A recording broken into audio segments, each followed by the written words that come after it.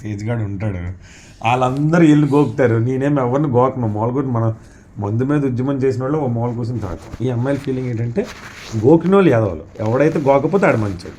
నేను గోకను కదా, నా దగ్గరకు వస్తారు అందరూ తేజమామ తేజమామ అంటే, కానీ అందరూ మంచోళ్ళే. రాగానే నువ్వు సమర్పయామి అనిస్తున్నావా? కొన్ని వీక్ మూమెంట్స్లో ఎవరో కెలుపుతారు నన్ను. 3 సంవత్సరాల నుంచి సుఖ సంసారం లేనండి, కెలిగితే మగాడి నువ్వేనా? మరి నాకు సుఖ సంసారాలు ఏమీ లేవు కదా నాన్న. అదే నాన్న చెప్తున్నాను. అందుకే నువ్వు మంచిదాని అన్నాను. అన్నీ వద్దు, మంచి నాకు మంచిదాని అనే స్టాంప్ ఏం అక్కర్లేదు. మన వాల్యూస్ పెళ్ళయింది, ఓ మొగుడు ఒక పిల్ల ఉన్నప్పుడు. నేను అసలు నీకు సెక్స్ రాదని ఫీలింగ్లో బతికిసాను నాన్న 3 years. ఏంటన్నా నీకు రాదని ఫీలింగ్లో బతికిసాను. పాప ఎలా పుట్టింది? పాప ఎవరికైనా పుడుతుంది, దానికి ఉద్యోగులకు కూడా పిల్లలు పుడుతున్నారు ఇప్పుడు. ఇప్పుడు ఏంటి దానికి ఏంటి 2 చుక్కలు లోపలికి వెళ్ళిపోతే చాలు పుట్టేస్తారు. దానికి ఏం సెక్స్ రావాలా చెయ్యాలా?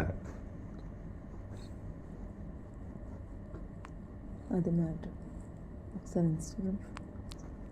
ఇంత చూపించున్నాడు మాట్లాడాను ఎంతసేపు. నువ్వు ఎవరికైనా చెప్పావంటే ఈ విషయం నేనేం చెప్పను. ఏం చెప్పు. ఏం చెప్తున్నావే రీతి ఉండొస్తుంది నాకు. అవునా, నేనంటే నువ్వు సీక్రెట్ అన్నావు కదా అని మా రూమ్లోకి వచ్చేసి డోర్ లాక్ పెట్టుకొని మాట్లాడుతున్నాను. నువ్వు ఎవరికి చెప్పను, నువ్వు చెప్పావంటూ చూడు. మరి నేను చెప్తున్నాను, నువ్వు నన్ను కూడా నమ్మట్లేదు కదా. సరేలే, చిచ్చి నమ్మడం కాదురా. మరేం చెప్పు. నాకే ఇప్పుడు ఏమి లేదు, నువ్వు చెప్తావని కాదు, ఈ విషయం బయటికి రాకూడదు. వచ్చింది కిరణ్, ప్రామిస్ రాదు, చెప్పు.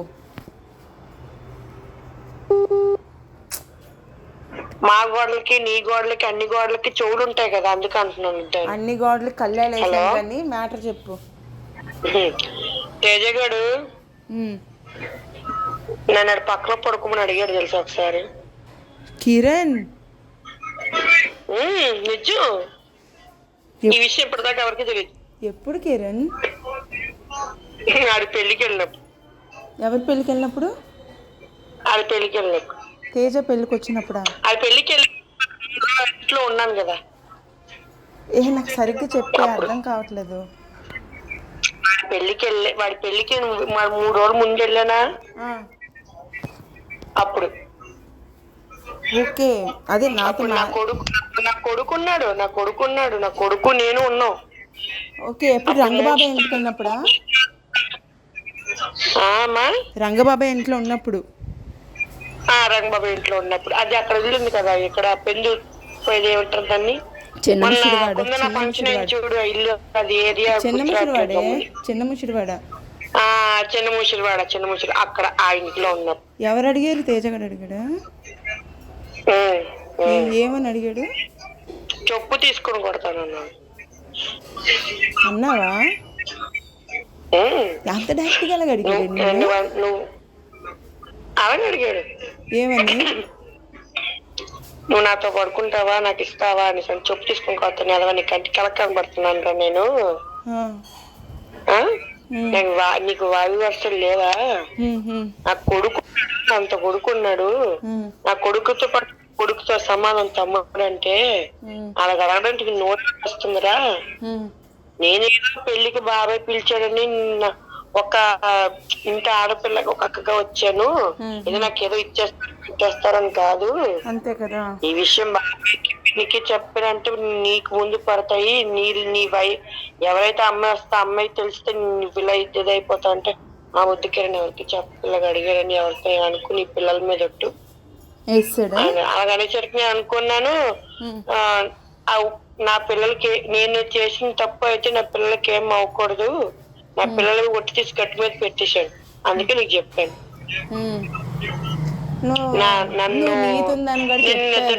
నేను నిద్దట్లో వచ్చి నా పక్కన పడుకున్నాడు తెలిసాడు. ఎవరు? తేజగాడు. నేను అంటే ఆ గదిలోని బాబాయ్ పిన్ని కొందన అందరూ పడుకున్నారు ఆ గదిలో. నేను తేజ సాత్విక్ గాడు తేజ గారు మంచం మీద పడుకున్నాడు, నేను బాబుని వేసుకుని కింద పరుపు వేసుకుని పడుకున్నా తేజ గదిలో. అడగగానే నేను గచ్చిరేసిన తర్వాత బాబు నేను పడుకుంటూ వచ్చి నా పక్కన పడుకున్నాడు. మామూలుగా తమ్ముడే కదా, క్యాజువల్ గా అంటే మా వంశీయాలకు బాగా నాకు అలాగే కదా, ఫోన్లే కదా కొన్ని చిన్నపిల్లడు తెలిసి తెలియక అలా అడిగాడు, పోనీ అని నేను పోనీ తప్పుగా పోనీ తమ్ముడే కదా అని చెప్పి ఊరుకున్నాను. కాలు చేతులు మీద వేసాడు, నువ్వు మధ్యాహ్నం ఇక్కడి నుంచి లేచి మీద పైకి వెళ్ళి పడుకో, నేను పైకి వెళ్ళి పడుకోమంటానంటే వద్దు వద్దు కిరణ్ నేను పడుకొని చెప్పి పైకి వెళ్ళిపోయాడు. నన్ను మీద చేతిలో టచింగ్ కూడా చేసాడు. కానీ విషయం తెలియదు, విషయం నాకు తేజగాడికి తప్ప, ఎవరికి నాకు తేజగాడికి తప్ప ఈ విషయం ఇంకెవరికి తెలియదు. ఏం చెప్పుకునే విషయం చెప్పేది? ఇలాంటివి ఏం చెప్పుకుంటాం? హార్ట్ బ్రేక్ అవుతుంది, రోజు రోజుకి బ్రేక్ అయిపోతుంది. ఈ అమ్మ నన్ను బలవంతం చెయ్యబోయాడు కూడా యాక్చువల్ గా తెలిసేవాడు. నేను ఏంటి నేను బలవంతం చేయబోయాడు? పడుకునే పక్కన పడుకుని చెప్పి బలవంతం చేయకపోతే గమ్ము నన్ను నెట్టేసి నువ్వు ముందు పైకి వెళ్ళి పడుకోరా తేజ, ఇది కరెక్ట్ పద్ధతి కాదు, పెళ్లి పెట్టుకుని ఏంటి ఎదవేషన్ నీకు అంతా ఇది ఎక్కువైపోతుంది అంటే అట్రాక్షన్ అండి. ఒరే నీకు అట్రాక్షన్ అవ్వచ్చేమో, నీకు ఇన్ఫాక్చుయేషన్ అవ్వచ్చు, నాది ఇన్ఫాక్షన్ అట్రాక్షన్ కి అయ్యే వయసు కాదు నాది. నాకు పెళ్ళయింది, కొడుకున్నాడు, నువ్వైందని నాది అలాగా అనుకుంటా చాలా రాంగ్. లేకపోతే నీకు ఎవరు వైఫ్ ఎవరు వస్తుందో తనే నీకు అట్రాక్షన్ అయినా లవ్ అయినా అఫెక్షన్ అయినా ఏదైనా సరే, ఇంకా వేరే అమ్మాయిని ఇలా వంకర టెంకర్ గా చూడడం, వంకర టెంకర్ ఆశయాలు చేయడం మానుకొని నువ్వు లైఫ్ లో బాగుంటే బాగుపడతావు, ఏదో పీకేద్దాం మురబొడిచేద్దాం అని ఇలా ఎదవేసం వేస్తూ శంకనాకిపోతావు. ఇంకా వార్నింగ్ ఇచ్చాను అడిగి. బ్రేక్ అయిపోతుంది, రోజు రోజుకి బ్రేక్ అయిపోతుంది అసలు. ఏడాలో పిచ్చి వచ్చిందల్లా నవ్వాలంటే ఏక అర్థం కావట్లేదు బాబు అసలు. మరి ఇప్పుడు నేను చెప్తే అర్థమైందా? హారికత అది రాసుకొని పూసుకోవడం, తినడం, మన దగ్గర 10 పద్ధతి కప్పులు మాట్లాడటం ఏమనుకుంటున్నావు? మరి అర్థమైపోయిందిలే, వీళ్ళకి బావి వరుసలు లేవని అర్థం. నీకు విషయం చెప్పనా? పద్మత్ తెలుసా? పద్మత్తలు కొడుకులు తెసేద్దరు, రవిను శ్రీ పేరేటి మణికాంత్, రవితేజను మణికాంత్. లక్ష్మి అత్త కదా, ఆవిడ పేరు ఐడియా లేదులే. పద్మత్త రంగబాబు వాళ్ళ చెల్లిలే పద్మత్త, ఆవిడ పేరు తెలీదు. వాళ్ళ పిల్లలు ఆవిడ వీళ్ళకి ఫస్ట్ అందరూ కలిసి ఉండేవారు, ఏ ఫంక్షన్ అటెండ్ అయ్యేవారు. అలాంటిది వీళ్ళ క్యారెక్టర్స్, వీళ్ళ బిహేవియర్ అన్ని తెలిసిన తర్వాత మరి ఎందుకు వాళ్ళు దూరం అయిపోయారు అనుకుంటున్నావు? ఇలాంటి వాళ్ళని తెలిస్తే వాళ్ళు దూరంగా వెళ్ళిపోయారు. నీకు విషయాలు ఏవి నీకు తెలియవు, చాలా మందికి తెలియవు. నాకు ఈ విషయాలని నాకు చెప్పేసరికి మణికాంత్ గారు నాకు టచ్ లో ఉంటాడు, బాగా మాట్లాడతాడు. నాకన్నా అది సేమ్ ఏజ్, కాకపోతే రమాకాంత్ మణికాంత్ కదా, మణికాంత్ అంట రమాకాంత్ నా మీద కొంచెం పెద్దోడు. ఆయన బాగా ఆడతాడులే. నేను చిన్నప్పటి నుంచి బాగా మేము అందరం కలిసి ఆడుకునే వాళ్ళు. చిన్నప్పుడు అందరూ కలిసి ఉండేవాళ్ళం. ఏ ఫంక్షన్ అటెండ్ అయ్యి కాదు, ఏ ఫంక్షన్ ఆడుకుని నేను తేజ కూడా, రమాకాంత్, రవితేజ అందరం కూడా సరదాగా ఉండేవాళ్ళు, సరదాగా.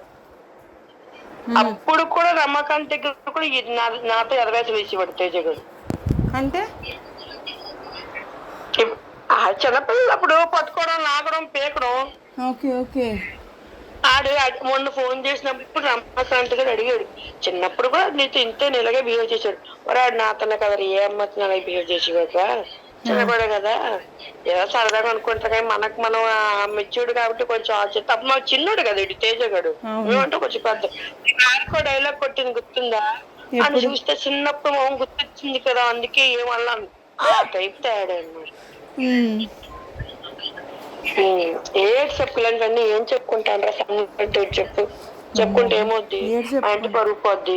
ఒక ఆడపిల్ల జీవితం నాశనం అవుతుంది, వాళ్ళతో పాటు నా జీవితం కూడా నాశనం. నాకు 2 పిల్లలు ఉన్నారు, నా అత్తమామలు ఉన్నారు, వాళ్ళ దగ్గర తరెత్తుకోవాలా?